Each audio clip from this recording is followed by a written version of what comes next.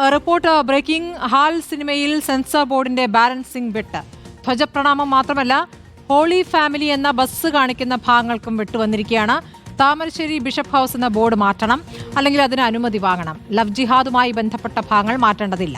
Censor board പയറ്റുന്നത് balancing തന്ത്രമെന്ന് സംവിധായകൻ റഫീഖ് വീര കുറ്റപ്പെടുത്തി. ഒരു വിഭാഗത്തിനെതിരെയുള്ള സീനുകൾ മാത്രമായി പുറത്തിറക്കണം എന്നതാണ് സെൻസർ ബോർഡിന്റെ ഉദ്ദേശ്യമെന്നും സംവിധായകൻ റഫീഖ് വീര പറഞ്ഞു.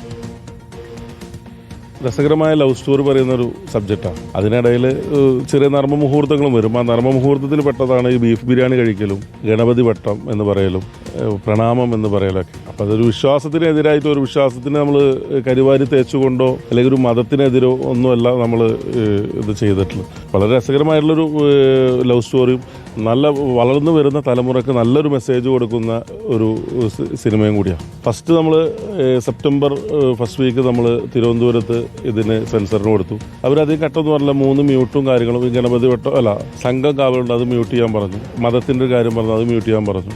പിന്നെ 2 ദിവസം കഴിഞ്ഞിട്ട് ഈ റിവേഴ്സിംഗ് കമ്മിറ്റിക്ക് സബ്ജക്റ്റ് അയച്ചു എന്ന് പറയുന്നു. അപ്പോൾ റിവേഴ്സിംഗ് കമ്മിറ്റിക്ക് സബ്ജക്റ്റ് അയച്ചപ്പോൾ അവിടെ എത്തി ഞങ്ങൾ.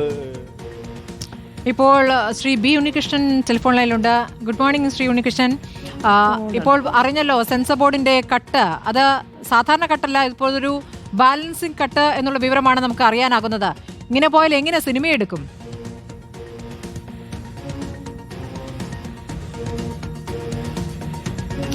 അദ്ദേഹത്തിലേക്ക് വരാം. ഷാബാസ് ഉണ്ട് വിവരങ്ങളുമായി. ഷാബാസ് അഹമ്മദ്, ഇപ്പോൾ സെൻസർ ബോർഡ് എന്തൊക്കെ കട്ട് ചെയ്യണം എന്ന് പറഞ്ഞതാണ് ഇപ്പോൾ ഏറ്റവും വിചിത്രമായി തോന്നുന്നത്. നേരത്തെ പറഞ്ഞതിൽ നിന്നും കുറച്ചുകൂടി വിവരങ്ങൾ പുറത്തു വരികയാണ്. ഇപ്പോൾ ക്രിസ്ത്യൻ പള്ളിയുമായി ബന്ധപ്പെട്ട ചില കാര്യങ്ങളും മാറ്റണമെന്ന് പറയുന്നു. ഒരു വിഭാഗത്തിന് മാത്രം എതിരെയുള്ള കാര്യങ്ങൾ ആകാമെന്ന് പറയുന്നു. ബിഷപ്പ് ഹൗസ് എന്ന ബോർഡ് മാറ്റണമെന്ന് പറയുകയാണ്. ഹോളി ഫാമിലി എന്ന ബസ് കാണിക്കുന്ന ഭാഗം കട്ട് ചെയ്യണം. ധ്വജപ്രണാമം കട്ട് ചെയ്യണം. പിന്നെ എന്താണ്, ബീഫ് ബിരിയാണി എന്നത് കട്ട് ചെയ്യണം. അപ്പോൾ അതിലൊരു ബാലൻസിംഗ് ആക്ട് വരികയാണ്. ഒരു വിഭാഗത്തിനെതിരെ എന്തുമാകാം എന്നുകൂടി അതിൽ സൂചനകളുള്ളതായി പറയുന്നു. എന്താണ് ഇനിയിപ്പോൾ ഈ സംവിധായകൻ ചെയ്യാനിരിക്കുന്നത്? ഇന്ന് സിനിമ തിയേറ്ററിൽ വരേണ്ടതായിരുന്നല്ലോ.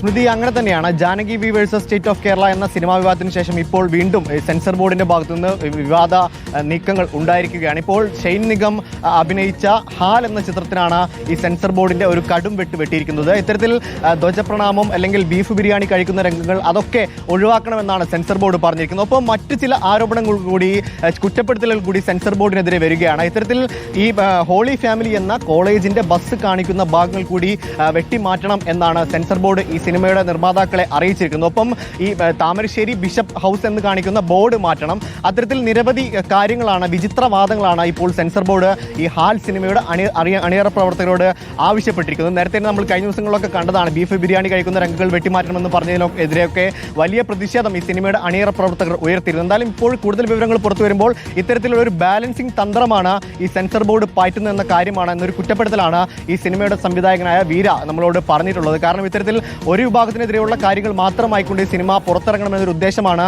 സെൻസർ ബോർഡിന് ഉള്ളത് എന്ന